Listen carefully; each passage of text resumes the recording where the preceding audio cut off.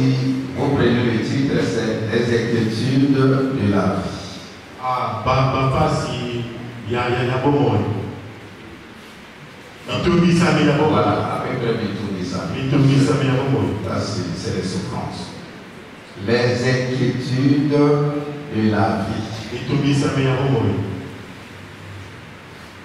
Matthieu, chapitre 6. C'est une longue lecture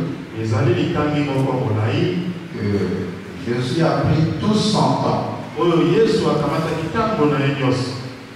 de conseiller par les païens, par la foule, de conseiller les appelés, ses apôtres, ses enfants. Qu'est-ce qu'il dit? À partir du verset 25. C'est pourquoi je vous dis, ne vous inquiétez pas pour votre vie, de ce que vous mangerez, ni pour votre corps, de quoi serez-vous vêtus. La vie n'est pas plus importante que la nourriture, et le corps plus que les vêtements. Regardez les oiseaux du ciel. Ils ne sèment ni ne moissonnent. Ils n'amassent rien des chrétiens. Et votre Père Céleste les nourrit. Ne valez-vous pas beaucoup plus qu'eux? Qui de vous, par ces inquiétudes, peut ajouter une monnaie à la venue de sa vie? Et pourquoi inquiétez-vous au sujet des vêtements? Considérez comment croissent les nids de champ. Ils ne travaillent ni ne filent. Cependant, je vous le dis, que Salomon même, dans toute sa gloire, n'a pas été vêtu comme l'un d'eux. Si Dieu devait ainsi l'herbe des champs, qui existe aujourd'hui et demain, et qui demain sera jeté au four, ne vous vêtira-t-il pas à plus forte raison, genre de peu de foi? Ne vous inquiétez donc point.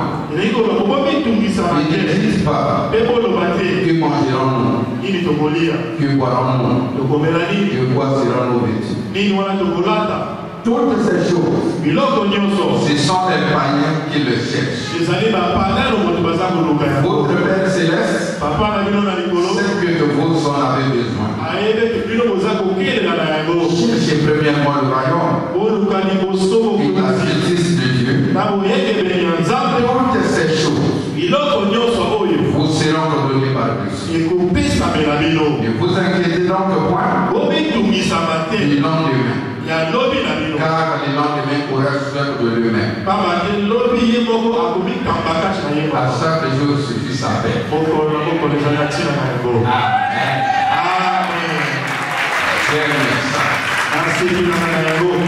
Ça, c'est clair et net. Les inquiétudes de ma vie. Pourquoi écrire? Pourquoi des pleurs parmi les enfants de Dieu? Pourquoi des soucis? Et pourquoi des inquiétudes et pourquoi les doutes? Vous voyez, quand vous fréquentez les églises, vous sentez qu'il y a l'amertume dans l'âme de la plupart des chrétiens. Et il y a une frustration sur la face de la plupart suite au sujet de la vie. D'autres comptent l'âge. D'autres voient le temps. D'autres n'ont plus d'espoir. Et pourtant, ils fréquentent les églises. Ils sont chaque jour dans les réunions de prière et chaque dimanche dans l'église. Ils lisent la Bible. Mais ils ne tiennent pas compte à cette interpellation du Seigneur. Il y a 3 inquiétudes qui détruisent la créativité dans la vie des chrétiens. La première inquiétude, c'est l'affaire de ventre. Que mangerons-nous? Que mangerons-nous? Il y a d'autres même pendant le culte ici. Il n'a rien laissé à la maison. Comme il n'y a même pas un franc dans sa poche, il ne suit même pas le culte. Il est en train de penser. Qu'est-ce qu'il va faire aujourd'hui? Qu'est-ce que ces enfants vont manger aujourd'hui? Jésus a bien précisé. Ne vous inquiétez pas au sujet du ventre. Ne vous inquiétez pas. Lui-même il connaît le ventre. Celui qui a créé le ventre. Ne connaît-il pas le nourrir? Amen. Amen. Mais la plupart sont bloqués. Ils n'arrivent pas à prier. Ils n'arrivent pas à être concentrés dans la foi. Parce qu'ils ne savent pas qu'est-ce qu'il va manger. Non. Regardez Dieu. Il a été appelé le pourvoyeur. Je veux dire que de la vie que ceux qui espèrent en lui. Il nourrit. Je suis même à dire. Regardez les oiseaux du ciel. Il ne sème, il ne moissonne. Mais chaque jour les oiseaux montent. Et même les bêtes dans la forêt. Il ne plante, il ne sème, mais il mange chaque jour. Jésus a posé la question. Regardez, si Dieu qui est au ciel nourrit les oiseaux, nourrit les bêtes et les gens, à plus forte raison, vous, les hommes créés à son image.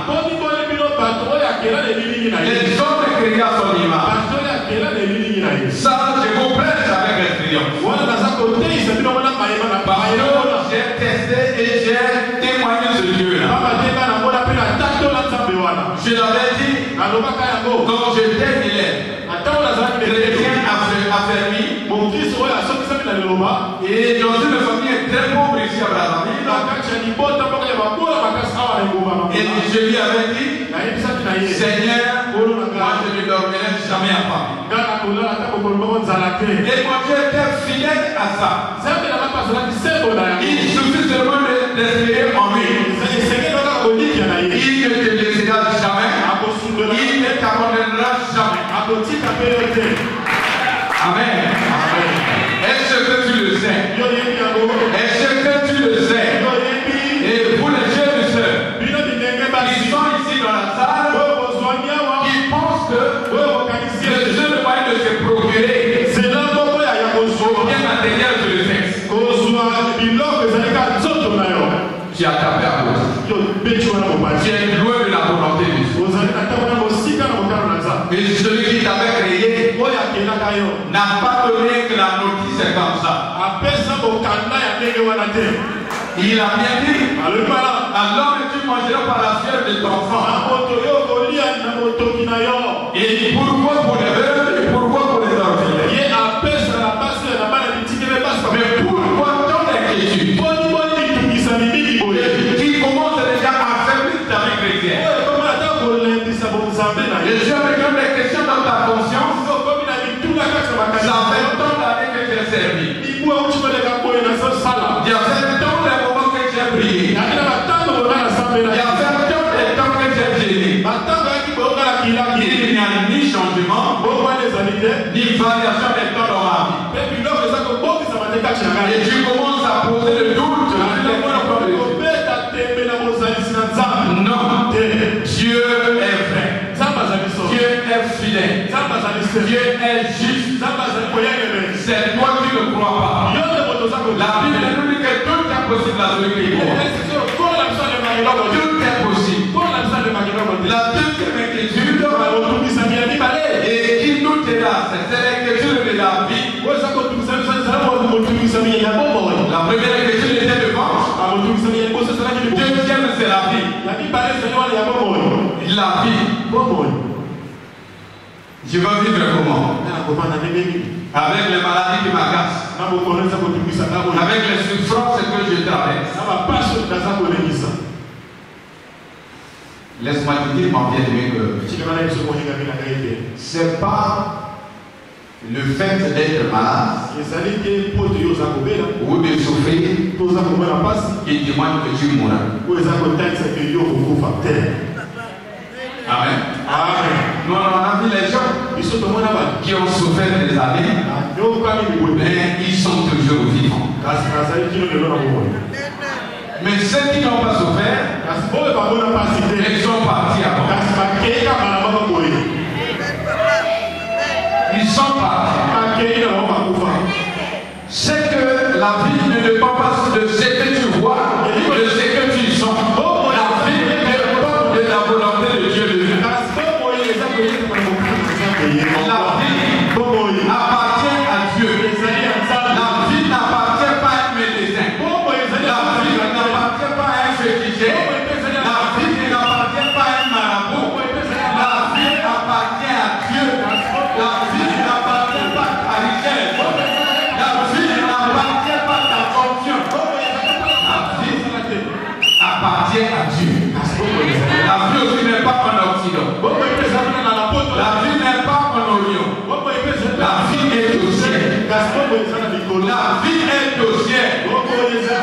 Et ceux qui regardent le ciel, ceux qui sont connectés au ciel, ils ont la vie de Dieu. Car Dieu a tant aimé le monde. Il a donné son Fils afin que quiconque croit en lui a repéré ses points et qu'il ait la vie éternelle. Vous avez la vie et vous avez la vie éternelle. Mais pourquoi des inquiétudes sur la vie? Tu fais sens, alors tu commences à pleurer. On va me tuer. On va m'abattre.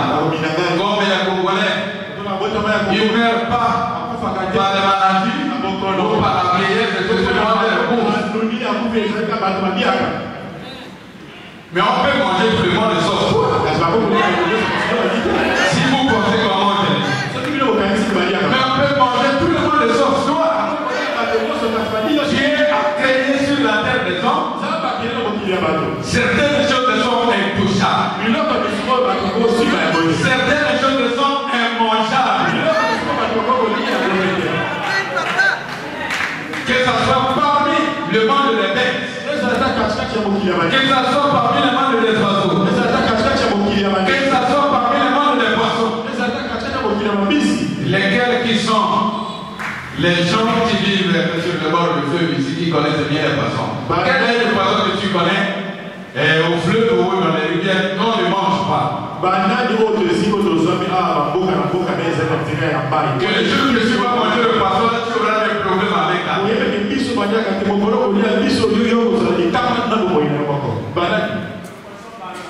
Le poisson ballon. Voilà. Le poisson ballon, quand tu vas manger, tu risques d'avoir aussi un gros ventre comme lui. Et ça finit parce que le poisson est toxique. Dieu l'a créé comme ça. Que tu vas vivre dans l'eau, mais personne ne va te manger. Et dans le monde des animaux aussi, il y a des animaux qu'on ne mange pas. Tu peux le voir passer devant toi. Tout sort de toi. Tout sort de toi. Laissez-lui passer pour lui. Et tu les connais même? Ah,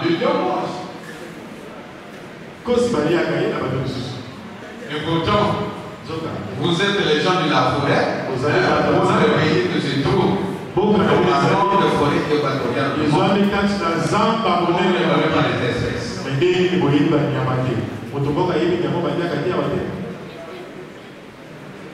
Amen.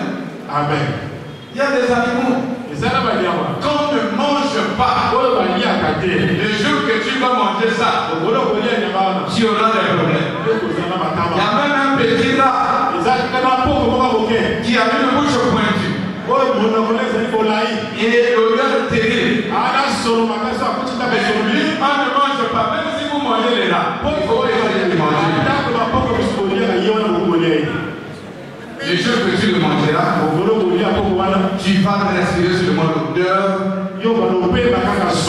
de sa vie. Et ça va te contaminer. Dans le monde des oiseaux sont beaucoup. Quand tu ne vas pas manger, tel que le corbeau,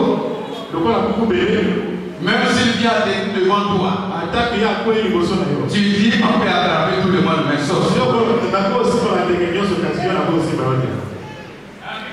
toi. Amen. Lui, je l'ai trouvé même partout dans le monde. C'est un oiseau de malédiction. Tu vas en Afrique du Nord, tu vas aux États-Unis, tu vas en Europe, tu le vois partout, il est libre. On ne touche pas. Parce que Dieu l'avait mis l'interdit. Que toi, on peut manger les autres, mais pas toi. Oui. Vous savez que vous les chrétiens, ceux qui sont authentiquement attachés à Dieu, ils sont parmi les interdits du monde. Ils sont parmi les interdits. Et quand émotionné, Dieu lui-même parle aux magiciens, parle aux sorciers. Vous pouvez manger tous les Congolais, mais sauf le Christ. Vous pouvez manger tous les membres, mais sauf le Saint-Là. Vous ne pouvez pas le manger. Le jour que vous le mangerez, c'est le jour que vous signez la fin de votre résultat. Pas toi qui vas manger, mais l'Éternel lui-même qui a marqué son sceau sur toi. Ça détruit celui qui t'a parlé. Et d'abord, il voulait pour t'avaler. Quand Edouard était chez le village, vous savez, le bois c'est un animal gourmand. Il ne mange jamais les choses.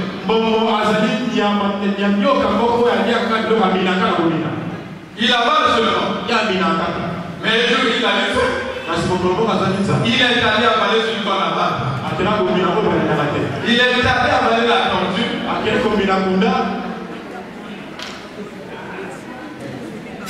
Il savait que entre le monde et le monde des Munda, il n'y a pas d'amitié. Il ne faut pas dire. Mais le pouvoir par la crise, il est allé avaler. Mais quand on était au village, le bois est sorti. Il n'avait plus peur des gens. Il est sorti au village. Vous ne savez pas comprendre, mais il y a quoi? Comment il est sorti dans le village ou en vitesse? On l'a poursuivi et on l'a tué.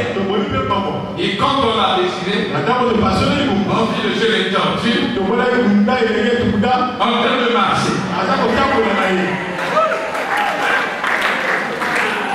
Donc la vitesse que le bois faisait, c'est le mouvement que la tortue faisait dans son étau. Et il était en train de décider que l'estomac, au lieu qu'il soit la nourriture,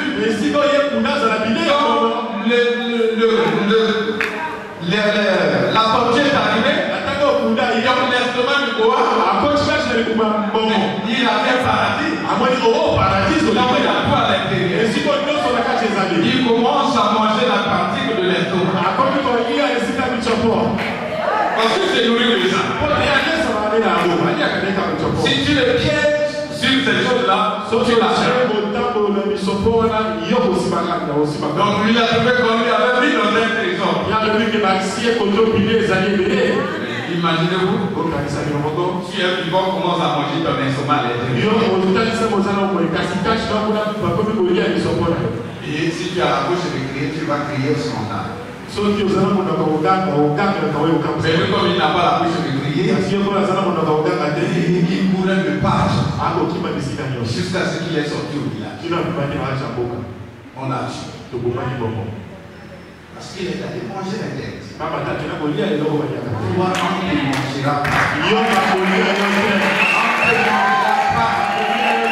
Même s'il a fini tout de la famille, ne t'inquiète, tu es déjà parmi les interdits de Dieu. Tu n'es plus sucré et tu n'es plus salé. Tu es la mère de Dieu.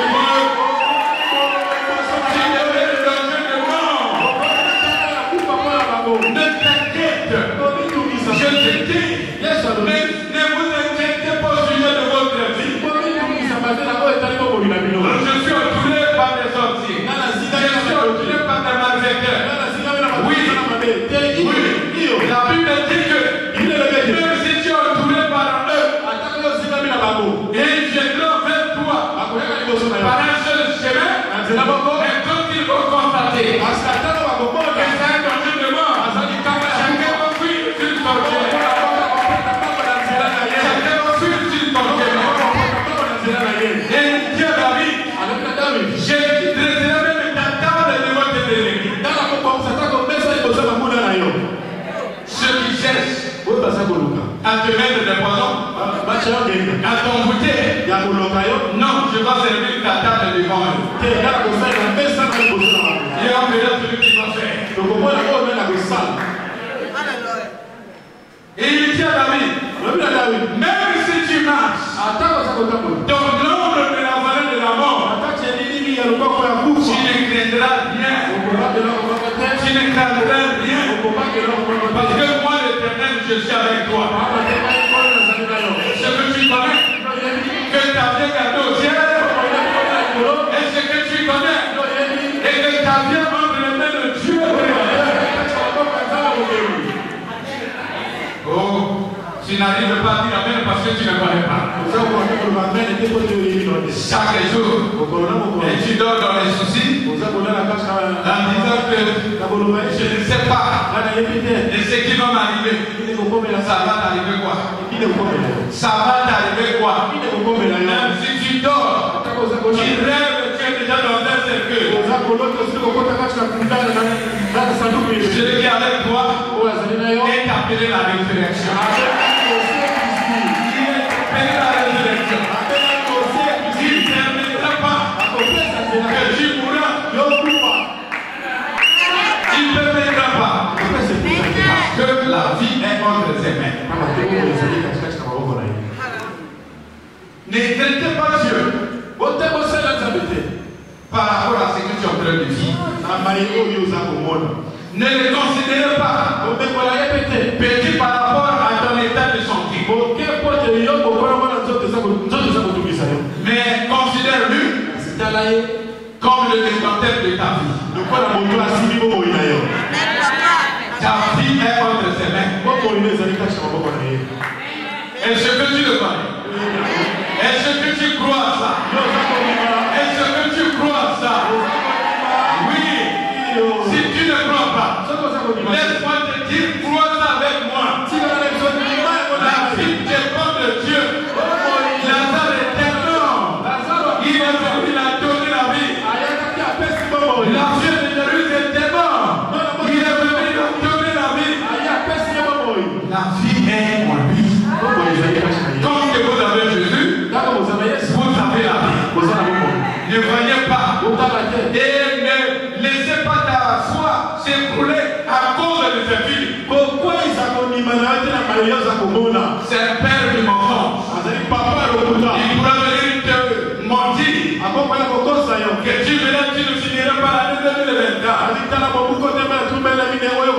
Dis-lui que tu n'as aucun pouvoir sur moi. J'ai le pouvoir de la vie que j'ai du ciel. C'est pas toi qui décides sur ma vie. C'est Dieu qui décide sur ma vie. Et quand ils ont venu dire à David que tu mourras, il a répondu, je ne mourrai pas.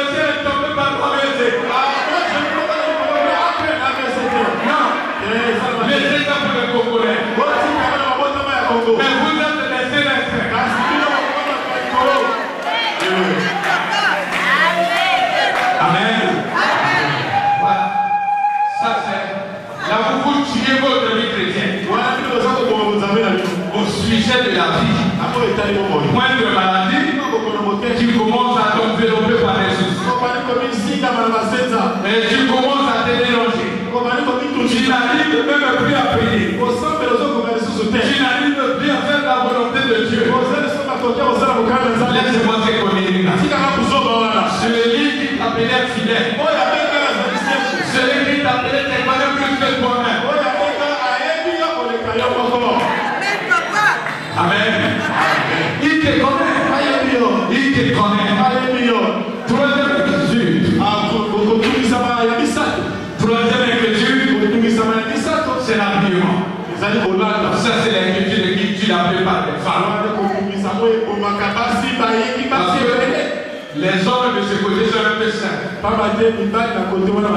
Il peut trouver son sa chemise de sola, mais il prend. Et comme moi j'avais ramassé ma veste à 2000 francs. Alors j'ai fait ma faute de ma manière. Et je suis venu dans l'église de prêcher. Et je prêchais avec onction. L'onction ne dépend pas de tes vêtements. L'onction ne dépend pas de tes vêtements. L'onction dépend de ce que tu es.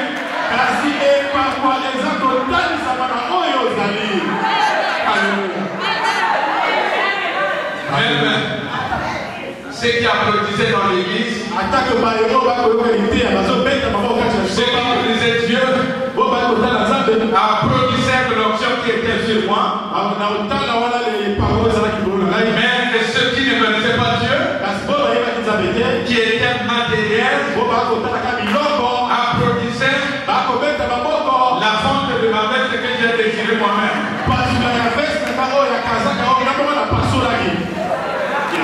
C'est un autre qui regardait ça. Quand je tournais, alors les cris montent. Moi je pensais que c'était l'onction. J'ai regardé la fonte de ma veste. J'avais fait ça parce que je l'avais payé, je ne savais pas. Comme c'était même moi là où j'étais, je ne savais pas qu'il y a d'autres restes qui n'ont pas de fonds. Quand j'ai payé, j'ai regardé, mais Les autres personnes, quand je vois les places ici, mais pourquoi les autres ne consomment pas? C'est les rêves d'Italie. J'ai pris la lampe de gilet et j'ai déchiré ma ligne.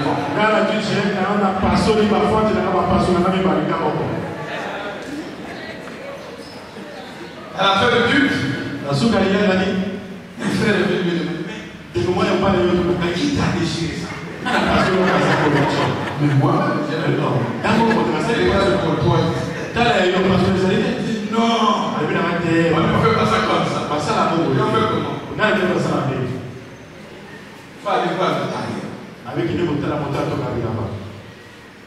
Quand je suis allé voir le tailleur m'a dit, mais qui a dit? J'ai dit moi-même. J'ai déjà plusieurs. J'ai dit non. Ça devient impossible. Parce qu'on ne peut plus réparer ça. Laisse-moi ma veste et je vais porter. Vous vous souciez à propos des affaires pour rien. Pour rien. Jésus t'a posé la question. La vie n'est-elle pas très importante que les vêtements? Tu trouves? Je ne dis pas que vous soyez ça dedans. C'est que Dieu te donne. Tu portes. Mais s'il n'y en a pas, il ne faut pas faire de simples problèmes. Parce que quand tu vas rentrer dans les soucis, regardez les autres. C'est par là que le diable va te capturer. Les soucis, c'est l'injure devant Dieu. C'est la parole de Dieu dans ta vie. Sois fier de là où Dieu t'a laissé. Sois fier de ce que Dieu t'a donné. La parole de Dieu dit, si tu n'es pas fidèle dans les moyens, tu ne seras pas aussi dans les grands. Moi j'étais fidèle et j'étais fier à ma veste. Mais aujourd'hui, Dieu a donné ce qui est plus. Dieu a donné ce qui est plus. Ce n'est plus la veste que je cherche.